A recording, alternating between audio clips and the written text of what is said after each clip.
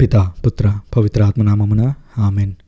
క్రీస్తునాథుని అందు ప్రియమైనటువంటి సహోదరి సహోదరులారా, మీ అందరికీ బైబిల్ స్టడీ కార్యక్రమానికి స్వాగతం. ఇందులో భాగంగా మనం మార్కు సువార్తను ధ్యానిస్తున్నాము. ఇవాళ మనం 13వ అధ్యాయంలోకి ప్రవేశిస్తున్నాం. 13వ అధ్యాయం చాలా కీలకం. ఎందుకనంటే యేసుక్రీస్తు తన రెండవ రాకడ గురించి, ఆ తరములో ఇజ్రాయెల్ దేశం మీద రాబోతున్నటువంటి శిక్షను గురించి చాలా వివరంగా మాట్లాడినటువంటి సందర్భం ఇది. ఈవెన్ మత్తయి సువార్త 24వ అధ్యాయంలో కూడా దీనికి సంబంధించినటువంటి సంఘటనలు మనం చూస్తాము. యేసుక్రీస్తు అక్కడ కూడా ఇదే అంశాలను మాట్లాడారు. సో నేను కూడా ఇంతకుముందు మత్తయి సువార్త మీద ధ్యానం ఈ యొక్క మా బైబిల్ స్టడీ చేసినప్పుడు మరింత లోతుగా వివరించాను.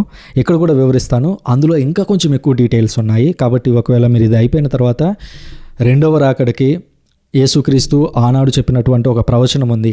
ఈ తరము నెరవేరు వరకు, అనగా దేవుని రాజ్యం శక్తి సహితముగా సిద్ధించు వరకు ఇక్కడ ఉన్న వారిలో ఒకరు మరణింపరు, అనగా ఈ తరములోని వారు మరణించక ముందే దేవుని యొక్క రాజ్యం రావడం చూస్తారు అని యేసుక్రీస్తు స్వయాన ఒక ప్రవచనం చెప్పడం మనం చూస్తాము.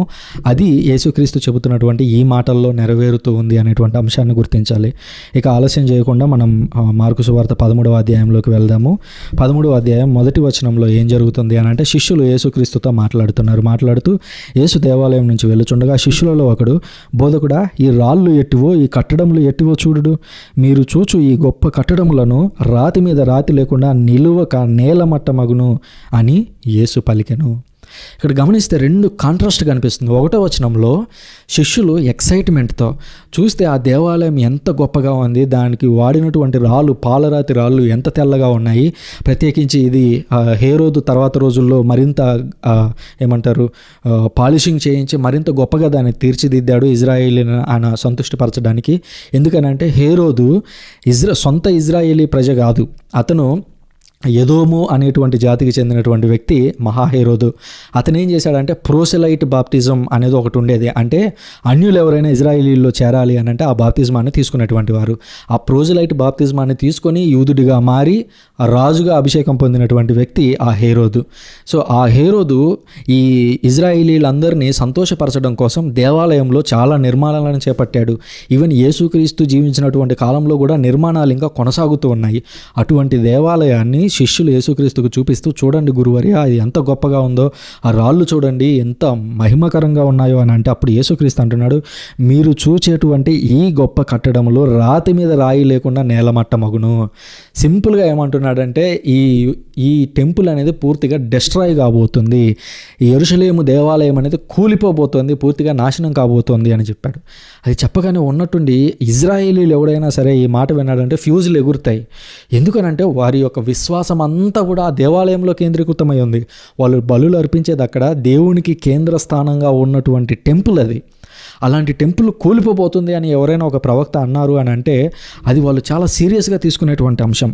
అప్పుడు యేసు ఒలీవు కొండపై దేవాలయమునకు ఎదురుగా ఏకాంతముగా కూర్చొని ఉండగా పేతురు, యాకోబు, యోహాను, ఆంద్రేయాలు వచ్చి, అనగా చూడండి మళ్ళీ ఇన్నర్ సర్కిల్ యేసుక్రీస్తు దగ్గరికి వస్తున్నారు. వచ్చి, ఇవన్నీ ఎప్పుడు సంభవిస్తాయి? నువ్వు అంటున్నావు కదా ఇది పడిపోతుందని అంటున్నావు, నేను చనిపోతాను అంటున్నావు, ధర్మశాస్త్రకులు కుట్ర చేస్తారని అంటున్నావు, మరణించి తిరిగి లేస్తానని అంటున్నావు, మరి ఇదంతా ఎప్పుడు జరుగుతాయి? ఈ డీటెయిల్స్ అన్నీ ఎప్పుడు జరుగుతాయి? కొంచెం చెప్పు అన్నట్లుగా, వీటి రాకడకు సూచన ఏమి? ఇదంతా ఎప్పుడు జరుగుతుంది? మాకు కొంచెం ఎక్స్ప్లెయిన్ చెయ్యి అని వాళ్ళు అడుగుతున్నారు. అప్పుడు యేసు వారితో ఇట్లు చెప్పసాగాను, మిమ్ము ఎవరు మోసగింపుకొనకుండా మెలకువ కలిగి ఉండు. అనేకులు నా పేరిట వచ్చి నేనే ఆయనను అని ఎందరినో మోసగింతురు. మీరు యుద్ధములను గురించి, వాటికి సంబంధించిన వార్తలను గురించి వినున్నప్పుడు కలవరపడవలదు. ఇవన్నీ జరిగి తీరును, అంతలోనే అంతము రాదు. జాతికి జాతి, రాజ్యమునకు రాజ్యము విరుద్ధముగా లేచును. అనేక ప్రదేశములందు భూకంపములు కలుగును, క్షామములు సంభవించును. ఇవన్నీ వేదనలకు ప్రారంభ సూచికలు. యేసుక్రీస్తు ఏం చేశాడంటే ఇక్కడ 13వ అధ్యాయంలో కానివ్వండి, మత్తయి సువార్త 23వ అధ్యాయంలో కానివ్వండి, రెండు అంశాలను గురించి మాట్లాడాడు. ఒకటవది ఏంటంటే దేవాలయం పూర్తిగా నేలమట్టం కావడం, కూలిపోవడం, అది ఒకటవది. రెండవది యేసుక్రీస్తు యొక్క రెండవ రాకడ. ఈ రెండు అంశాలను కలిపి ఒకే చోట మాట్లాడటం వల్ల అనేక మంది వీటన్నింటినీ తీసుకొని పోయి రెండో రాకడకు ముడిపెడుతూ ఉంటారు. ఉదాహరణకు చూడండి, యేసుక్రీస్తు ఏమన్నాడు, మిమ్మల్ని ఎవరు మోసగించుకోనకుండా మెలకు కలిగి ఉండు. అనేకులు నా పేరిట వచ్చి నేనే ఆయనను అని అందరినో మోసగింతురు. ఈ రోజుల్లో ఎవరైనా వచ్చి నేను క్రీస్తును అని చెప్తే నమ్ముతారా అండి? నమ్ముతారేమో, చాలా తక్కువ మంది ఉంటారు, ఒక 50,000 ఒక 1,00,000. భూమి మీద 600 కోట్ల మంది ఉన్నారు అనుకుంటే 300 కోట్ల మంది యేసుక్రీస్తుని నమ్ముతున్నారు. ఇప్పుడు ఎవరైనా ఒక వ్యక్తి వచ్చి నేను యేసుక్రీస్తుని అని చెబితే ఎవరైనా నమ్ముతారా అంతమంది? నమ్మరు. ఎందుకనంటే సాలిడ్గా మనకు పాత నిబంధన నుంచి యేసుక్రీస్తు జీవితంలో ఏది ఎలాగ నెరవేరింది అనేది మన కళ్ళ ముందు కనిపిస్తుంది బైబిల్లో. కాబట్టి నేనే ఆయనను అని కొంతమంది వచ్చి చెబుతారు, కానీ మీరు నమ్మొద్దు అని అన్నాడు. ఇదంతా ఎప్పుడు జరిగిందో తెలుసా? క్రీస్తు శకం 70వ సంవత్సరంలో జరిగింది. క్రీస్తు శకం 70లో యూదులకు రోమన్లకి మధ్య భీకరమైన యుద్ధం జరిగింది. అది ఒక రకంగా చెప్పాలంటే ఫైనల్ యుద్ధం. ఆ భీకర యుద్ధంలో రోమా రాజ్యము ఇజ్రాయెల్ని పూర్తిగా సమూలంగా నాశనం చేసింది. వాళ్ళ దేవాలయం మొదలుకొని వాళ్ళు అసలు ఆ దేశంలోనే లేకుండా చెల్లాచెదురైపోవడానికి కారణం ఏమిటో తెలుసా? రోమన్లు చేసినటువంటి యుద్ధం. క్రీస్తు శకం 70లో ఆ రోమన్ల యుద్ధం జరిగింది. ఆ క్రీస్తు శకం 70కి జరగడానికి ముందే దాదాపు 8 ఏండ్ల నుంచే ఆ యుద్ధం యొక్క ప్రారంభ సూచికలు ప్రారంభమయ్యాయి. క్రీస్తు శకం 64లో నీరో అనేటువంటి చక్రవర్తి ఆ సీజర్ వచ్చి ఈ యుద్ధాన్ని ప్రారంభించాడు. 64 నుంచి 68 వరకు తీవ్రంగా హింసలు జరిగాయి, శ్రమలు జరిగాయి. 2 సంవత్సరాల పాటు కొద్దిమేర అలా ఉండింది. 70వ సంవత్సరంలో భీకరంగా యుద్ధం జరిగింది. ఆ భీకర యుద్ధంలో ఇజ్రాయేలీ సేనలు పూర్తిగా నేలమట్టమైపోయాయి. యేసుక్రీస్తు మాటలన్నీ ఎప్పుడు చెప్తున్నాడు? క్రీస్తు శకం 30లో చెప్తున్నాడు. క్రీస్తు శకం 70లో రోమా దేవాలయం కూలిపోబోతుంది. మధ్యలో 40 సంవత్సరాల కాలం ఉంది. ఈ కాలం గురించి యేసుక్రీస్తు మాట్లాడుతూ అంటున్నాడు, మిమ్మల్ని ఎవరు మోసగించకుండా చూసుకోండి. ఈ 40 ఏళ్ల కాలంలో మిమ్మల్ని ఎవరు మోసగించకుండా చూసుకోండి. ఎందుకంటే అనేకులు వచ్చి నేనే ఆయనను అని చెబుతారు. ఇది ఎప్పుడు జరిగింది? క్రీస్తు శకం 30 నుంచి 70 మధ్య జరిగింది. ఎందుకనంటే రోమన్లు యుద్ధం చేయాలనుకుంటున్నారు అని వార్తలు వచ్చినప్పుడల్లా ఇజ్రాయెల్ దేశంలో జలట్లు అని ఉండేవారు. జలట్స్ అని అంటే దేశభక్తులు అని చెప్పొచ్చు. ఈ దేశభక్తులు రోమా ప్రభుత్వానికి వ్యతిరేకంగా గెరిల్లా యుద్ధాలు చేస్తూ ఉండేటువంటి వారు. యేసుక్రీస్తు శిష్యుల్లో ఒకడైనటువంటి సీమోను అనబడి జలోతే అని కూడా రాయబడి ఉంటుంది. సో వాళ్ళు జలట్ అంటే ఎవరు అని అంటే దేశం కొరకు ప్రాణాలు అర్పించడానికి సిద్ధమైనటువంటి వ్యక్తులు, రోమా మీద తిరుగుబాటు చేయడానికి సిద్ధమైనటువంటి వ్యక్తులు. సింపుల్గా మన పరిభాషలో అర్థమయ్యేలాగా చెప్పాలంటే ఒక అల్లూరి సీతారామరాజు లాగా, లేదంటే బోస్ గారి లాగా అనమాట, సుభాష్ చంద్రబోస్ లాగా ఆయుధాలతో రోమాకి బుద్ధి చెప్పాలి అనుకున్నటువంటి వ్యక్తులు ఆనాటి జలట్స్. ఆ జలట్స్ కొంతమంది నాయకులు ఉన్నారు. ఆ జలట్ నాయకులు కొంతమంది వచ్చి నేనే మెస్సయ్యాని, ఈ రోమన్లని ఓడించబోయేటువంటి వ్యక్తిని నేనే అని చెప్పుకునేటువంటి వారు. ఈ ప్రజలందరూ ఏం చేస్తారు? అవును నిజమే, రోమన్ల నుంచి మనల్ని విడిపించేటువంటి నాయకులే నిజమైన నాయకుడు. అంతే కదా, ఎవరైనా స్వాతంత్రోద్యమం కోసం వాళ్ళు పోరాడుతున్నారు.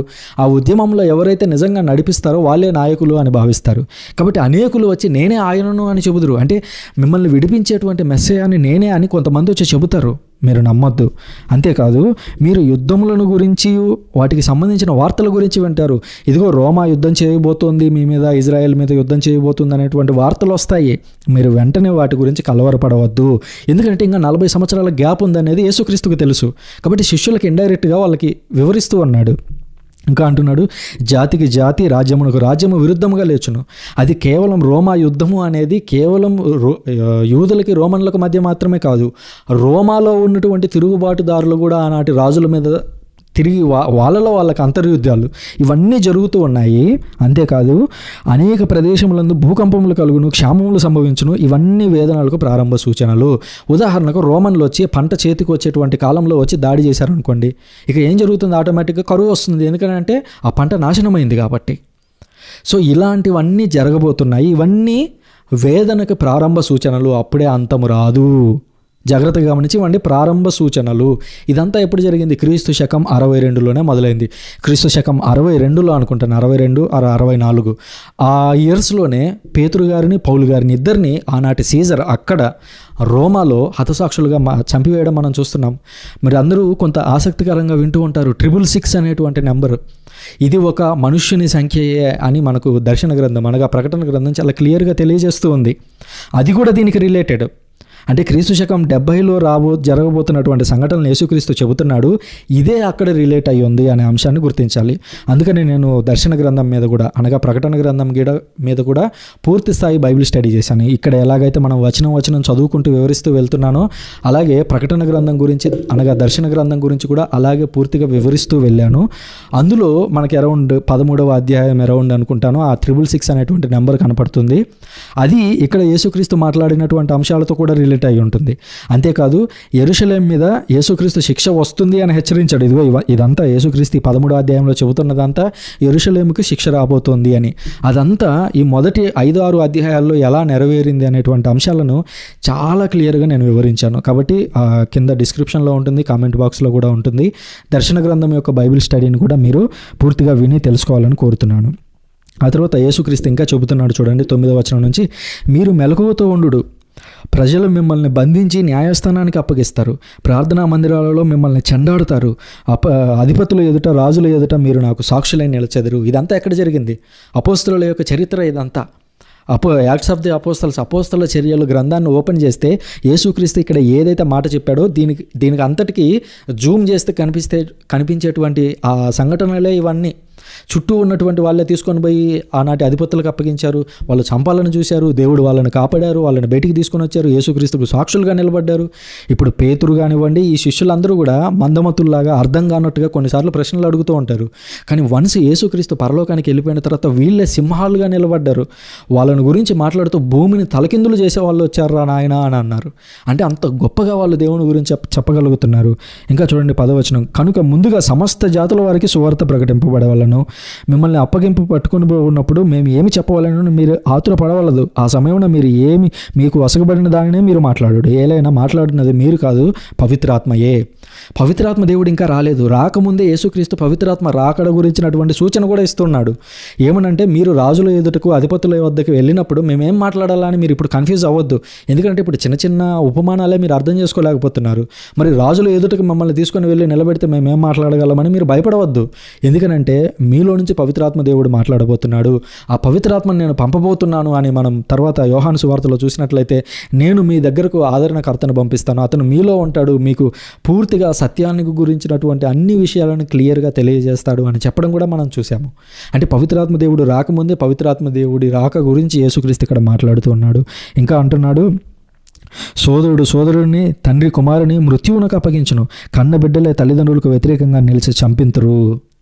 ఇదంతా కూడా అపోస్తల చర్యల్లో జరిగినటువంటి సంఘటనలే. యేసుక్రీస్తుని నమ్ముతున్నారు అనే విశ్వాసం కారణంగా సొంత కుటుంబ సభ్యులే వారిని దారుణంగా హింసలకు గురి చేసినటువంటి పరిస్థితులను మనం చూసాము. అయితే యేసుక్రీస్తు ఆ మాట అంటున్నాడు చూడండి, నా నామము నిమిత్తము మిమ్ము అందరూ ద్వేషింతురు, అయినను తుది వరకు నిలిచిన వాడే రక్షింపబడును. యేసుక్రీస్తు అనే నామాన్ని స్వీకరించడం అనేది అంత ఈజీ టాస్క్ కాదండి. ఈరోజు మన చుట్టుపక్కల జీవితంలో కూడా మనం చూస్తున్నాం యేసుక్రీస్తుని ఎంతగా ద్వేషిస్తున్నారు.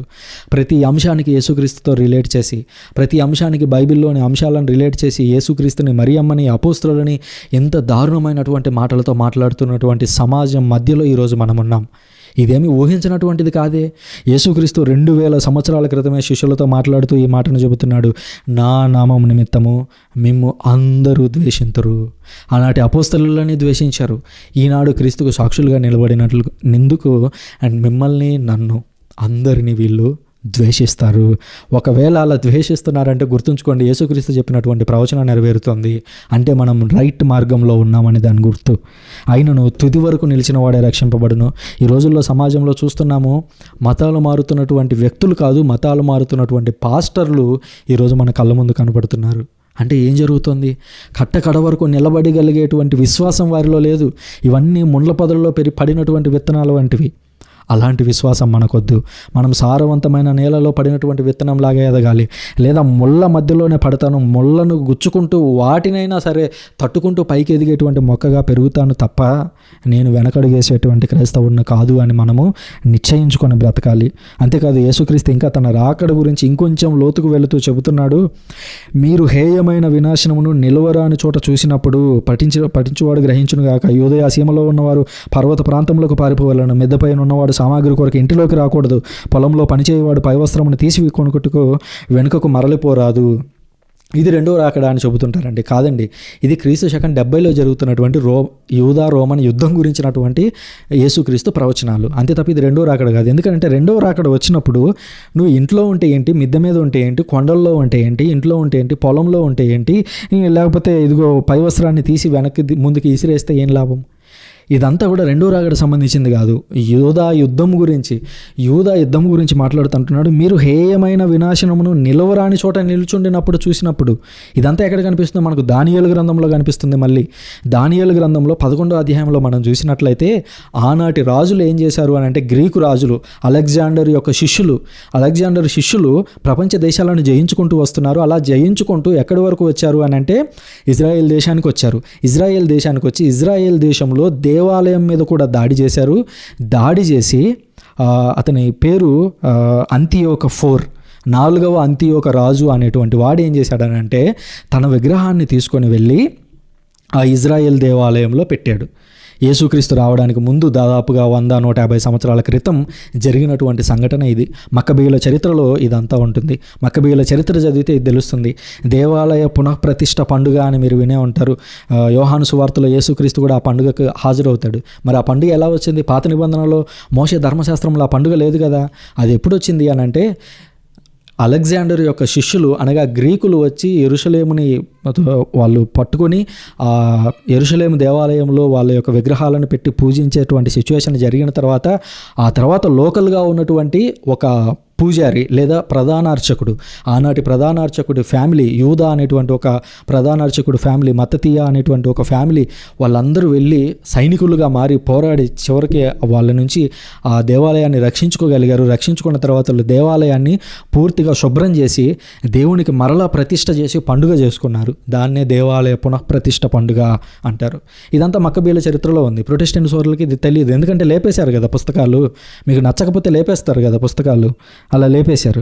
ఇప్పుడు యేసుక్రీస్తు మరల ఆ దానియేలు గ్రంథంలో జరిగినటువంటి లేదా ఈ మక్కబీయుల చరిత్రలో జరిగినటువంటి దేవాలయం ఎప్పుడైతే అపవిత్రమవుతుందో అలా అపవిత్రమైనప్పుడు మీరు జాగ్రత్తగా ఉండండి. ఏం చేయమంటున్నాడు?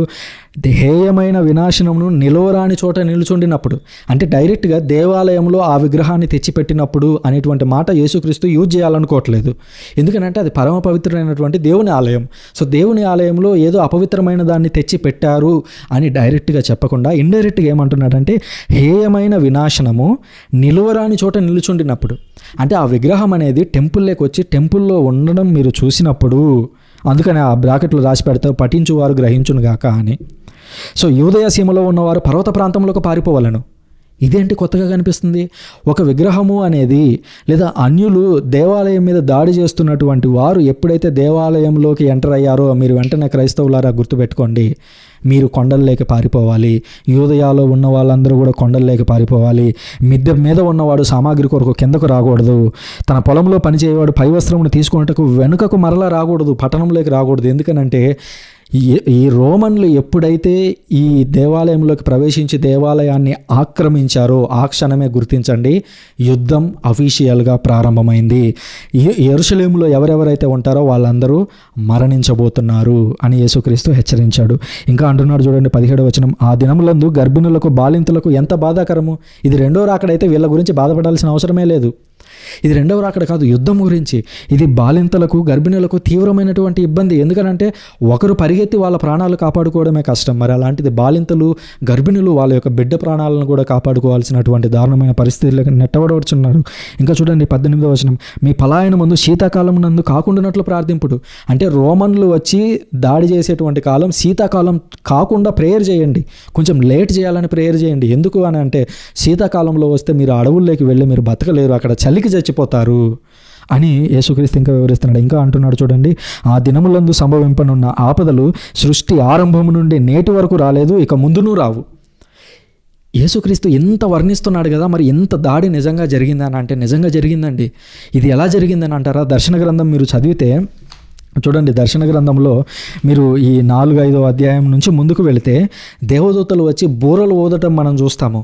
యెరూషలేము మీదకి శిక్షలని ప్రదర్శించడం మనం చూస్తాం. అక్కడ బబులోను అని రాయబడి ఉంది, కానీ అక్కడ జరుగుతున్న శిక్ష అంతా కూడా యెరూషలేము మీద. యేసుక్రీస్తు ఇక్కడ ఎంత వర్ణించి చెబుతున్నాడు చూడండి ఇజ్రాయేలీల గురించి. వీళ్ళ మీద దాడి ఎలా జరిగింది, దేవుడు వీళ్ళందరినీ ఎలా శిక్షించాడు రోమన్ల ద్వారా అనేది మనకు ఆ దర్శన గ్రంథం చాలా క్లియర్గా వివరిస్తుంది. కాబట్టి ఇది అయిపోగానే మీరు ఒకసారి ఆ దర్శన గ్రంథంలోని ఆ వివరణ అంతా కూడా పూర్తిగా వినండి. ఇంకా యేసుక్రీస్తు అంటున్నాడు, ఆ దేవుడు ఆ దినముల సంఖ్యను తగ్గింపకున్నచో ఎవ్వడూ జీవింపడు, కానీ ఎన్నుకొనబడిన వారి నిమిత్తం అవి తగ్గింపబడెను. ఎన్నుకొనబడిన వారు ఎవరు? మనకు ఇంతకు ముందే కొద్ది అధ్యాయాల ముందే యేసుక్రీస్తు క్లియర్గా చెప్పాడు ఏమనంటే, మొదటివారు కడపటి వారగుదురు, కడపటి వారు మొదటి వారగుదురు. యేసుక్రీస్తును తిరస్కరించడం ద్వారా యూదులు తమ యొక్క విశ్వాసాన్ని విడిచిపెట్టి దేవునికి వ్యతిరేకులుగా మారారు. అన్యులు యేసుక్రీస్తును అంగీకరించడం ద్వారా దేవుని బిడ్డలుగా మారారు. ఇప్పుడు ఏమైందంటే క్రైస్తవులకి యేసుక్రీస్తు ఈ సూచనలు చేస్తున్నాడు. తనని ఎవరైతే అనుసరిస్తున్నారో వాళ్ళందరికీ చెబుతున్నాడు, మీరందరూ ఆ హేయమైనది వెళ్ళి దేవాలయంలో నిలుచుండటం మీరు చూడగానే మీరు అక్కడ నుంచి యెరూషలేము పట్టణం నుంచి పారిపోయి కొండల్లో కోణల్లో మీరు దాచిపెట్టుకోవాలి, తల దాచిపెట్టుకోవాలి. ఎందుకనంటే అక్కడ చంపబోతున్నారు రోమన్లు వచ్చి అని చెప్పాడు. ఇంకా అంటున్నాడు, ఎన్నుకొనబడిన వారి నిమిత్తం అవి తగ్గించబడిన. క్రైస్తవులు ఎన్నుకొనబడిన వారు ఇప్పుడు క్రైస్తవుల కొరకు ఆ రోజులు తగ్గించబడుతున్నాయి అని చెబుతున్నాడు. ఇంకా అంటున్నాడు 21వ వచనంలో, అప్పుడు మీలో ఎవడైనా ఇదిగో క్రీస్తు ఇక్కడ ఉన్నాడు లేదా అక్కడ ఉన్నాడు అని చెప్పినా మీరు నమ్మవద్దు. ఎందుకనంటే ఆ రోజుల్లో జరిగేదేంటి, రోమన్లు వచ్చి దాడులు చేస్తుంటే కొంతమంది జెలట్స్ ఎవరైతే ఉన్నారో, మీరు మా దగ్గరికి రండి, మేము పలానా చోట ఉన్నాము, మా దగ్గరకు వచ్చి రక్షణ పొందండి, మేము ఇక్కడ పోరాడతాము రోమన్ సైనికులతో అని చెబుతారు. కానీ వాస్తవానికి అవన్నీ పుకార్లు పుట్టిస్తున్నటువంటి రోమన్ సామ్రాజ్యం అది పుట్టిస్తున్నది. అంటే పలాని కొండ దగ్గర కొంతమంది జెలట్స్ ఉన్నారు, ఇజ్రాయేలీలు క్షేమంగా ఉండాలంటే అక్కడికి వెళ్ళండి అనేటువంటి వార్త ప్రజల్లోకి వెళ్ళేది. మరి అది ఎవరు పుట్టించారు అని అంటే రోమన్లే పుట్టించారు. అక్కడ కాచుకొని ఉండేది ఎవరు అని అంటే రోమన్లు. అక్కడ ఏమని చెప్తున్నారు వాళ్ళు, అక్కడ మెస్సయ్య అన్నాడు అంటే జెలట్స్ ఎవరైతే నాయకులుగా ప్రకటించుకున్నారో, నేనే క్రీస్తునని చెప్పుకుంటున్నారో, నేను మిమ్మల్ని రక్షిస్తాను అక్కడికి రండి అని చెప్పుకుంటారు. కానీ మీరు దయచేసి దాన్ని నమ్మి అక్కడికి వెళ్ళవద్దు అని యేసుక్రీస్తు హెచ్చరిస్తున్నాడు. ఇంకా అంటున్నాడు 22వ వచనంలో, కపట క్రీస్తులు కపట ప్రవక్తలు బయలుదేరి సాధ్యమైన ఎడల దేవుడు ఎన్నుకొనిన వారిని సైతం మోసగించుటకు గొప్ప మహత్కార్యములు చేయుదురు. వీళ్ళు ఎవరైతే ఉన్నారో ఈ జెలట్స్ ఎన్నుకోబడినటువంటి ఈ జెలట్స్ ఎవరైతే ఉన్నారో, మేమే మెస్సయ్య అని చెప్పేటువంటి జెలట్స్ ఎవరైతే ఉన్నారో వాళ్ళు కొన్ని రకాల కార్యాలను చేస్తారు. ఈవెన్ నీరో కూడా అలాంటి అద్భుత కార్యాలను చేయడం మనం చూస్తాం. ఏ విధంగా రోమా నగరాన్ని మొత్తం తగలబెట్టి నేనే మెస్సయ్యాని, నేనే రోమా నగరాన్ని పునర్నిర్మించడానికి వచ్చానని చెప్పి పేరు ప్రఖ్యాతులు సంపాదించుకోవడానికి ప్రయత్నించాడు. ఈ విధంగా వాళ్ళు వచ్చి కపట క్రీస్తులు కపట ప్రవక్తలు బయలుదేరి సాధ్యమైతే ఎన్నుకొనబడిన వారిని కూడా మోసం చేసేంతగా వాళ్ళు పెరిగిపోతారు. కాబట్టి వాళ్ళతో జాగ్రత్తగా ఉండండి. 23వ వచనం, మీరు జాగరూకులై ఉండు, ఇదిగో ముందుగానే సమస్తము మీతో చెప్పి ఉన్నాను. యేసుక్రీస్తు క్లియర్గా ఈ డీటెయిల్స్ అన్నీ చెప్పి అంటున్నాడు, సమస్తము మీతో చెప్పాను. కాబట్టి రోమన్లు వచ్చి దేవాలయాన్ని ఆక్రమించుకున్న మరుక్షణం గుర్తుంచుకోండి, అంతం ప్రారంభమైంది. అనగా యెరూషలేము యొక్క పతనం ప్రారంభమైంది. మీరు అప్పుడు పారిపోయి కొండ కోణల్లో మీ తల దాచుకోనండి, మీరు ముందు మీ ప్రాణాలను మీరు కాపాడుకోండి అని దేవుడు హెచ్చరించడం చూసాము. ఇకపోతే ఆ తర్వాత యేసుక్రీస్తు రెండవ రాకడ గురించి మాట్లాడుతున్నాడు. ఈ రెండు కలిపి మాట్లాడటం వల్ల యేసుక్రీస్తు రెండవ రాకడని కన్ఫ్యూజ్ అయిపోతున్నారు జనాలు. 24వ వచనం, ఆ రోజులందు మహా విపత్తు గడిచిన వెంటనే సూర్యుడు అంధకార బంధురుడగును, చంద్రుడు కాంతిహీనుడగును, అంతరిక్షం నుండి నక్షత్రంలో రాలును, అంతరిక్ష శక్తులు కంపించును. అప్పుడు మనుష్య కుమారుడు మేఘారూఢుడై వచ్చుటను జనులెల్లరూ కాంతురు. అప్పుడు ఆయన దూతలను పంపి భూలోకము మొదలుకొని ఆకాశము వరకు నలుదెసలో ఉండి తాను ఎన్నుకొనిన వారిని ఆయన ప్రోగు చేయును. ఇది రెండవ రాకడకు సంబంధించినటువంటి ప్రవచనం. యేసుక్రీస్తు దగ్గరికి శిష్యులు వచ్చి, బాగా గమనించండి, ఇక్కడే మనం చూస్తాము ఒకసారి 4వ వచనంలో, ఇవన్నీ ఎప్పుడు సంభవించును, వీని రాకడకు సూచన ఏమి అని శిష్యులు అడిగారు. అడిగినందుకు యేసుక్రీస్తు మొదటగా క్రీస్తు శకం 70లో రాబోతున్నటువంటి యూదా రోమన్ యుద్ధము గురించి వివరించాడు. దాని తర్వాత రెండవదిగా తన రాకడ గురించి వివరిస్తున్నాడు. ఈ రెండింటిని మిక్స్ చేసి చూడకూడదు. కరువులు భూకంపాలు ఎప్పుడు వస్తూనే ఉంటాయి. యేసుక్రీస్తు ప్రవచనం చెప్పినప్పుడు ఆ 40 సంవత్సరాల కాలంలో వచ్చినటువంటి కరువులు, క్షామములు లేదా రాజ్యం మీదకి రాజ్యం యుద్ధాలు జరగటం వేరు, ఈరోజు జరుగుతున్నటువంటి యుద్ధాలు వేరు. ఈ రెండింటిని దాన్ని జత చేయకూడదు. సో రెండవ రాకడ అనేది జరగబోతుంది. అది ఎప్పుడు జరగబోతుంది అనేది నాకే తెలియదు, అది తండ్రి చేతుల్లో ఉంది అని అన్నాడు యేసుక్రీస్తు. తండ్రి చేతుల్లో ఉంది అన్నదానికి మరి ఈ ఎగ్జాంపుల్స్ అన్నీ చెప్తే అది క్లియర్గా తెలియజేసినట్టే కదా, హింట్ ఇచ్చినట్టే కదా. సో మనకు తెలియని దాని గురించి మనం ఎక్కువ మాట్లాడకూడదు. సో యేసుక్రీస్తు ఏమన్నాడంటే, ఆ రోజుల్లో మహావిపత్తు గడిచిన వెంటనే సూర్యుడు అంధకార బంధుడగును. ఈ సూర్యుడు, చంద్రుడు, నక్షత్రాలు, అంతరిక్ష శక్తులు ఇవన్నీ కూడా యెరూషలేము దేవాలయానికి సంబంధించినవి. యెరూషలేము దేవాలయాన్నే వాళ్ళు సూర్యుడుగాను, చంద్రుడుగాను, నక్షత్రాలుగాను, ఆకాశాలుగాను డివైడ్ చేశారు. ఏ విధంగా డివైడ్ చేశారు అనేది నేను ఆల్రెడీ దర్శన గ్రంథం అనగా ప్రకటన గ్రంథంకి చేసినటువంటి బైబిల్ స్టడీలో వివరించాను. ఎందుకంటే ఈ ఇమేజెస్ మొత్తం మళ్ళీ మనకు అక్కడ కనిపిస్తాయి. ప్రకటన గ్రంథం చూసినట్లయితే ఆకాశము, భూమి, సూర్యుడు, చంద్రుడు, నక్షత్రాలు, సముద్రాల్లో నుంచి వచ్చేటువంటి మృగాలు ఇవన్నీ అక్కడ ఎక్కువగా కనిపిస్తాయి. వాటన్నిటి వెనుక ఒక భావం ఉంది. ఆ భావం ఏంటి అనేది అక్కడ వివరించాను. మీరు అక్కడికి వెళ్తే యేసుక్రీస్తు రెండవ రాకడ గురించి మరిన్ని డీటెయిల్స్ అక్కడ తెలియజేయబడతాయి. ఇకపోతే 28వ వచనం నుంచి చూసినట్లయితే, అంజూరపు చెట్టు నుంచి గుణపాఠం నేర్చుకొనుడు, దాని రెమ్మలు లేతవై చిగురించినప్పుడు వసంతకాలం వచ్చిందని మీరు గుర్తిస్తారు. అట్లే వీటన్నింటినీ మీరు చూసినప్పుడు ఆయన సమీపముననే వాకిటనే ఉన్నాడని గ్రహింపుడు. ఇవన్నీ నెరవేరు వరకు ఈ తరము గతింపదని మీతో వక్కాణించుచున్నాను. ఇది క్లియర్. మరి యేసుక్రీస్తు రెండవ రాకడ గురించి ఈ మాటలన్నీ అయితే, యేసుక్రీస్తు రెండవ రాకడ ఎప్పుడు జరిగిపోయి ఉండాలి? ఈ తరము గతింపదు అని అన్నాడు. అంటే ఆ మాట చెప్పినప్పటి నుంచి 40 ఏళ్ల లోపు, సాధారణంగా 40 ఏళ్ళు అంటే ఒక తరం కాబట్టి ఇజ్రాయెల్ సమాజం ప్రకారం 40 ఏళ్లలో రెండో రాకడ జరిగిపోయి ఉండాలి. మరి రెండో రాకడ జరిగిందా? జరగలేదు, అది ఒప్పుకుంటారు. మరి అంటే జరిగింది ఏంటి అక్కడ? క్రీస్తు శకం 30లో యేసుక్రీస్తు చెప్పాడు, 70లో యూదా రోమన్ యుద్ధం జరిగింది. 70 సంవత్సరాల్లో అనగా ఆ 40 సంవత్సరాల పీరియడ్లో ఖచ్చితంగా నెరవేరింది ఏంటి? దేవాలయ పతనము, ఇజ్రాయెల్ దేశం కూలిపోవడము, అదే జరిగింది. సో యేసుక్రీస్తు ఏమంటున్నాడంటే, అంజూరపు చెట్టు ఆ ఎగ్జాంపుల్ని తీసుకొని, అంజూరపు చెట్టుకి లేతవై ఆ కొమ్మలు వస్తూ ఉన్నప్పుడు మీకు అర్థమవుతుంది కదా వసంతకాలం వచ్చిందని. అలాగే ఇవన్నీ నేను చెప్పినవన్నీ యుద్ధాలు జరుగుతున్నప్పుడు, యుద్ధాలు జరుగుతాయనే వార్తలు వచ్చినప్పుడు, మెస్సయ్యాలు అనగా మేమే మిమ్మల్ని రక్షిస్తాము అని యూదా నాయకులు లేదా ఈ జలట్స్ ఎవరైతే ఉన్నారో తిరుగుబాటుదారులు, వీళ్ళు ఎప్పుడైతే చెబుతూ ఉంటారో అప్పుడే మీరు గుర్తించండి, ఇవన్నీ వేదనకి ప్రారంభ సూచనలు. దీన్ని మీరు గుర్తించండి. వాకిటనే దేవుడు ఉన్నాడని గుర్తించండి. ఇవన్నీ నెరవేరు వరకు ఈ తరము గతింపదు. భూమి ఆకాశములు గతించిపోవును కానీ నా మాటలు గతించవు అని అన్నాడు. ఆ మాటలు ఖచ్చితంగా 40 సంవత్సరాల్లోనే జరిగాయి. అది యూదా రోమన్ యుద్ధం. ఆ యుద్ధం ఎంత భీకరంగా జరిగింది. ఆ యుద్ధంలో దేవుడు నిజానికి ఇశ్రాయేలీలను శిక్షించాడు. ఎందుకనంటే సొంత కుమారుని చంపాడు. దీనికి మనం ఒక ఉదాహరణను కూడా చూసాము. యేసుక్రీస్తే స్వయాన ఒక ఉపమానం చెబుతూ మార్కు సువార్త 12వ అధ్యాయంలో మనం చూస్తాము. 6వ వచనంలో, ఇక మిగిలినది అతని ప్రియకుమారుడు ఒక్కడే అని తలంచి 8వ వచనంలో, ఇట్లు నిశ్చయించుకొని వానిని పట్టి చంపి తోట వెలుపల పారవేసిరి. ఇది యేసుక్రీస్తు జీవితంలోనే జరిగింది. జరిగినప్పుడు ఏం జరిగింది? వాళ్ళే సమాధానం చెప్పారు. అతడు వచ్చి అనగా దేవుడు వచ్చి దుష్టులను మట్టుబెట్టి ఆ ద్రాక్ష తోటను ఇతరులకు గుత్తకు ఇచ్చును. మరి ఈరోజు ఏం జరిగిందండి? గత 2000 ఏళ్ళుగా ఇజ్రాయేలీలు వాళ్ళ దేశంలో లేకుండా పోయారు. ఎందుకు అలా జరిగింది? దేవుడే తను పంపించినటువంటి ప్రియకుమారుని తిరస్కరించినందుకు గాను వాళ్ళందరినీ ఆ ప్రాంతం నుంచి తరిమివేసి దేవుడే వాళ్ళు వేరే వాళ్ళకి ఇచ్చారు. ప్రస్తుతం మళ్ళీ ఇజ్రాయేలీలు తిరిగి అక్కడికి చేరుకుంటూ ఉన్నారు. మరి ఇప్పటికైనా వాళ్ళు యేసుక్రీస్తును గ్రహించి ఆయనను స్వీకరించకపోతే వాళ్ళకి ఇంకా బహుశా ఎక్కువ శిక్ష వచ్చినా ఆశ్చర్యపోవాల్సిన పని లేదు. ఇకపోతే దేవుడు ఎంత దారుణంగా ఇజ్రాయేలీలను శిక్షించాడు, ఇజ్రాయేల్ దేశాన్ని ఎంత హీనంగా శిక్షించాడు అని తెలియాలి అని అంటే మనం దర్శన గ్రంథాన్ని చూడాల్సిందే. దర్శన గ్రంథంలో మనం మొదటి 10 అధ్యాయాలు చదివేసరికే దేవుడు ఇశ్రాయేలీలకు విధించినటువంటి శిక్షను చూస్తే అయ్యో పాపం అనిపిస్తుంది. అంతెందుకు, మీరు ప్రతి ప్రవక్తని ఎగ్జాంపుల్ తీసుకోండి. మలాకి దగ్గర నుంచి లెక్క పెట్టుకోండి. నేను చెప్తున్నాను, మలాకి దగ్గర నుంచి ప్రతి ప్రవక్త దగ్గరికి వెనక్కి వెళ్తూ ఉండండి. ప్రతి ప్రవక్త, అది మీకా కావచ్చు, జకరియా కావచ్చు, జఫన్యా కావచ్చు, ఏ ప్రవక్త దగ్గరికైనా వెళ్ళండి. ఇజ్రాయేలు నీకు పాపం మూడింది, నీకు దేవుడే వచ్చి నిన్ను శిక్షించబోతున్నాడని 100 కొద్ది వచనాలు కనపడతాయండి మనకి. అవన్నీ యేసుక్రీస్తును చంపడంతో తారాస్థాయికి చేరడంతోనే దేవుడు యెరూషలేముని పూర్తిగా శిక్షించాడు. ఆ తోటను తీసుకొని వచ్చి కాథలిక్ చర్చ్, శ్రీసభ, పేతురు ఆధ్వర్యంలో ఉన్నటువంటి చర్చికి ఆ దేశాన్ని అప్పగించాడు. ఇప్పుడు ప్రపంచమంతా కూడా పేతురు ఆధ్వర్యంలో అనగా పోప్ ఆధ్వర్యంలో దేవుని వెనుక నడుస్తూ ఉంది అనే విషయాన్ని గుర్తించాలి.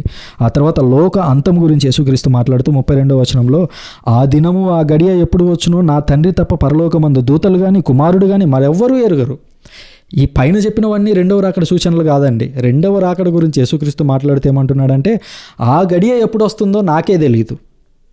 మరి ఆయనకు తెలియదా? నిజంగా ఆయన దేవుడైతే ఆయనకు తెలియదా అని అంటే, ఆయన భూమి మీద మానవుడిగా మన మధ్య జీవిస్తూ మానవ నాలెడ్జ్తో చెప్తున్నాడు, అది ఈ కుమారుడికి కూడా తెలియదు. కానీ దేవునిగా ఆయన పరలోకంలో ఉన్నప్పుడు లేదా దేవుని స్థాయితో పోల్చినప్పుడు ఖచ్చితంగా ఆ డేట్ ఎప్పుడు అనేది యేసుక్రీస్తుకి స్పష్టంగా తెలుసు. ఆ సమయం ఎప్పుడు వచ్చునో మీకు తెలియదు, కావున జాగరూకులై ఉండు. ఆ గడియ ఇట్లుండును, ఒకానొకడు దేశాటనం వెళ్ళుచు తన సేవకులను ఆయా కార్యములందు నియమించి మెలకువతో ఉండుడని ద్వారపాలకుని హెచ్చరించను. యజమానుడు సంధ్యా సమయమునో అర్ధరాత్రమునో కోడికూయు వేళనో ప్రాతకాలమునో ఎప్పుడు వచ్చునో మీకు తెలియదు, కనుక మేలుకొని ఉండు. ఒకవేళ అతడు అకస్మాత్తుగా వచ్చి మీరు నిద్రించి ఉండుట చూడవచ్చును. మీకు చెప్పునదే అందరికీ చెప్పుచున్నాను, జాగరూకులై ఉండు. ఈ నిజంగా చెప్తున్నానండి, ఈ ఉపమానం ఏదైతే ఉందో ఇది చాలా భయంకరమైనది. చూడటానికి చాలా సింపుల్గా ఉంది. ఒక యజమానుడు బయటకు వెళ్తున్నాడు, ఇదిగో నిద్రపోవద్దు అని ద్వారపాలకులకి చెప్పి వెళ్ళాడు. ఒకవేళ వాళ్ళు నిద్రపోతే ఏం జరుగుతుంది? సేమ్ ఇదే ఎగ్జాంపుల్ మనం చూస్తున్నాము. ఒక్క అధ్యాయం ముందటే 12వ అధ్యాయంలో ద్రాక్ష తోటని కౌలుదారులకు ఇచ్చి వెళ్ళిపోయాడు యజమానుడు.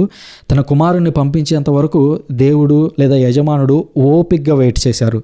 వన్స్ ఎప్పుడైతే తన కుమారుణ్ణి చంపారో వెంటనే శిక్ష అనేది వాళ్ళ మీదకి వచ్చింది. ఇప్పుడు ఇక్కడ ఏం చేస్తున్నాడంటే చర్చికి ఈ ఉపమానం హెచ్చరిక. ఒకవేళ పీఠాధిపతులు కావచ్చు, పోపు కావచ్చు, మీరు కావచ్చు, నేను కావచ్చు, దేవుని రెండవ రాకడ కోసం ఎదురు చూస్తూ ఉన్నాం. చూస్తున్నటువంటి ఈ క్రమంలో మనం నిద్రపోవడం ఇన్ ద సెన్స్ చర్చ్ తనకు దేవుడు ఇచ్చినటువంటి లక్ష్యాన్ని మర్చిపోయినట్లయితే, దేవుడు జ్ఞానస్నానం పొందినటువంటి మనందరికీ చెప్పినటువంటి ఒక నియమము లేదా మన మీద పెట్టినటువంటి బాధ్యత సువార్త ప్రబోధము, యేసుక్రీస్తుకు సంబంధించినటువంటి సువార్త, మంచి వార్త ప్రజలకు తెలియజేయాలి. ఆ తెలియజేయడంలో మనం నిద్రపోయినట్లయితే ఏం జరుగుతుందంట చూడండి. మీకు చెప్పున్నదే అందరికీ చెప్పుచున్నాను, జాగరూకులై ఉండండి, జాగ్రత్త పడండి. ఎందుకనంటే ఈ ఉపమానంలో ఉన్నటువంటి ఇంటెన్సిటీ ఎలాంటిది అని అంటే సేమ్ 12వ అధ్యాయంలో కౌలుదారులకి గుత్తకు వెళ్ళినటువంటి ఆ ఉపమానం వంటిదే. ఒకవేళ బోధకులు కానివ్వండి, గురువులు కానివ్వండి, విశ్వాసులు కానివ్వండి, నాలాగా చెబుతున్నటువంటి వారు కానివ్వండి, మనము నిద్రపోయినట్లయితే, నిద్ర అంటే మనం రాత్రిపూట పడుకొని నిద్రపోయేది కాదండి, బదులుగా దేవుని పనిని మనం మీద వేసుకొని ఉండాల్సి ఉండగా దాన్ని వదిలేసి మనం నిద్రపోయినట్లయితే, అంటే దాన్ని వదిలేసి మన జీవితం మనం జీవిస్తున్నట్లయితే జాగరూకులై ఉండండి. రెండవ రాకడ జరిగితే మన జీవితం నరకానికి వెళ్ళే అవకాశం ఉంది అని దేవుడు హెచ్చరిస్తూ ఈ 13వ అధ్యాయాన్ని ముగించాడు. ఇకపోతే 14వ అధ్యాయం నుంచి యేసుక్రీస్తుని శిలువ శ్రమలకు అప్పగించబడటం గురించి కొన్ని డీటెయిల్స్ మనకు కనిపిస్తూ ఉంటాయి. సో ఇందులో మీకు 13వ అధ్యాయంలో ఏమైనా డౌట్స్ ఉన్నట్లయితే తప్పకుండా కామెంట్ బాక్స్లో రాయండి, వాటిని వివరించేటువంటి ప్రయత్నం చేస్తాను. సో 14వ అధ్యాయం నుంచి యేసుక్రీస్తు శిలువ శ్రమలు ప్రారంభం అవుతాయి కాబట్టి కొంచెం పవిత్రతతో మనం దేవుని యొక్క వాక్కును ఆలించేందుకు సిద్ధమవుదాం. Thank you very much. పితా, పుత్ర, పవిత్రాత్మ నామమున